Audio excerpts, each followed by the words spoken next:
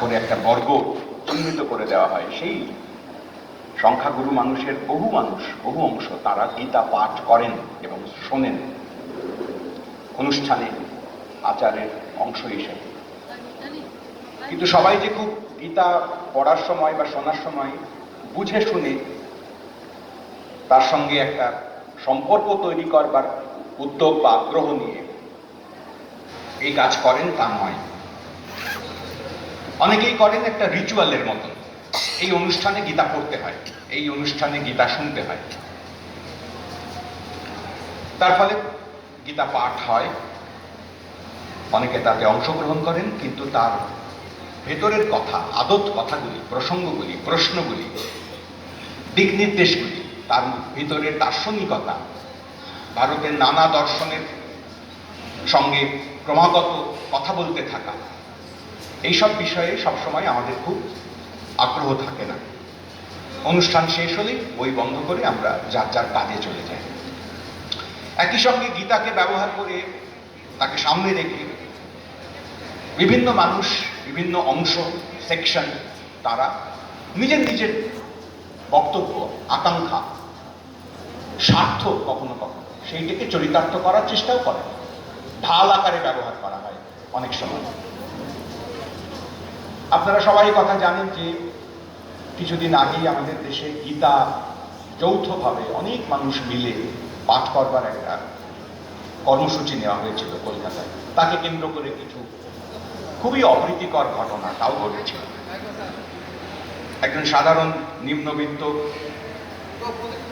Patties বিক্রেতা, সে বেচারা এই গীতা পাঠের অনুষ্ঠানকে কলুষিত করেছে, অমর্যাদা করেছে। এই অজুহাতে অনেক মানুষের সামনে কাছে দাঁড়িয়ে সে মারধর খায়, তাকে মারা হয়। সে একটা খুব অপরাধ করেছে, এই অভিযোগ তার সামনে তোলা হয়, তার বিপক্ষে, এবং তাকে তারপরে মেরে বের করে দেওয়া হয়। তার খাবার দাবার, প্যাটিস ইত্যাদি যা ছিল সেগুলো নষ্ট করে দেওয়া হয়। কিন্তু এই কাজ যারা করছিলেন আমার মতন খুবই একজন তুচ্ছ, সদর্থেই বলছি, এর মধ্যে কোনো বিনয়ের ভরণ করছি না, সত্যিই তুচ্ছ একজন গীতা অনুরাগী, গীতা পাঠক এই খুবই নম্রতার সঙ্গে এই প্রশ্ন তুলতে চায় যে যারা এই কাজ করলেন তারা কি যথার্থ গীতা পড়েছেন? গীতার সমস্ত কথা কি তারা অনুধাবন করেছেন? গীতায় কি কেবলমাত্র মারো এই কথাটুকুই আছে? একটি বিশেষ পরিপ্রেক্ষিতে অর্জুনের খানিকটা ক্লিন্নতা, খানিক বিষণ্ণতা তা দূর করবার জন্য শ্রীকৃষ্ণ অনেকগুলি কথা তাকে পরপর বলেন তার প্রশ্নের উত্তর দিতে গিয়ে। এবং ওই বিশেষ পরিপ্রেক্ষিতে কেন অর্জুনের পক্ষে যুদ্ধ করা জরুরি তার একটা যুক্তি তিনি হাজির করেন। অর্জুন মেনেও নেন।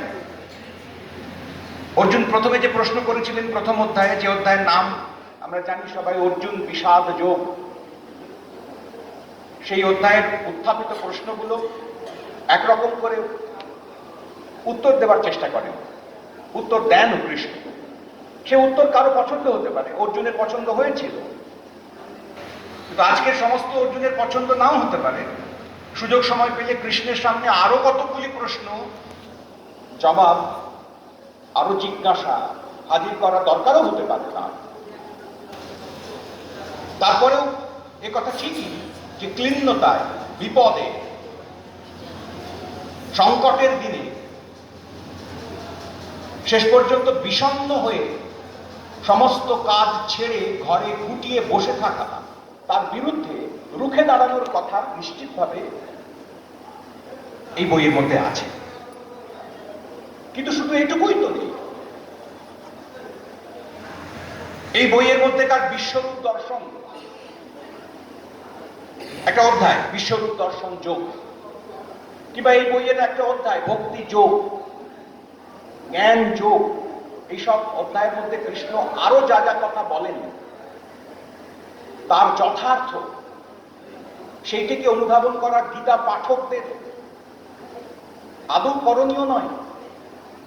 গীতা পাঠকেরা কি সেদিকে তাকাবেন না? যদি সত্যি গীতা পড়তেন, আমার এই কথাটা বলার সময় একটু মজাই লাগছে, নামে আমি এক ম্লেচ্ছ সন্তান, গীতার অনুবাদ বা গীতা সম্পর্কিত দু একটি কথা এখানে সেখানে বলবার অপরাধে আমার কোনো কোনো খুবই মান্য আমার শিক্ষক তুল্য, শিক্ষকই বলা যেতে পারে, তারা কেউ কেউ প্রশ্ন তুলেছেন, পড়েছ গীতা, পড়েছ? এই প্রশ্নের উত্তর আমি দিতে পারব না। গীতা আদৌ তুমি পড়েছ কিনা এই প্রশ্নের মধ্যেই একটা ভায়োলেন্স আছে। সত্যিই তো, গীতা কি সবাই পড়তে পারে? গীতা পড়বার জন্য তো আলাদা করে বিশিষ্ট মানুষকে ডেকে নিয়ে সে তার পাঠের আয়োজন করতে পারে। একজন শূদ্র, একজন দলিত, একজন ম্লেচ্ছ, সে যদি ছাপাখানায় থেকে প্রকাশিত গীতা পড়েও ফেলে, তবুও তাকে প্রশ্ন করা যায়, পড়েছ? পড়লেও কি বুঝেছ? আমার মতো করে বুঝেছ? যে মতো করে বুঝলে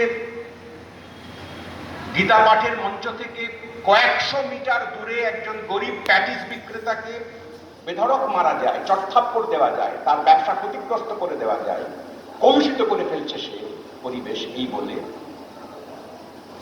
সেরকম করে পড়িনি, এ কথা স্বীকার করে নেওয়া ভালো। কিন্তু যেরকম করে পড়েছি তার একটা নমুনা আমি আপনাদের সামনে রাখবার চেষ্টা করছি।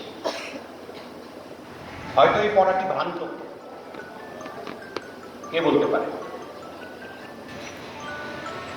আমি জানি যে আমি ভ্রান্ত হতে পারি, কিন্তু আমি এর সঙ্গে এটুকুও জানি যে আপনিও ভ্রান্ত হতে পারেন।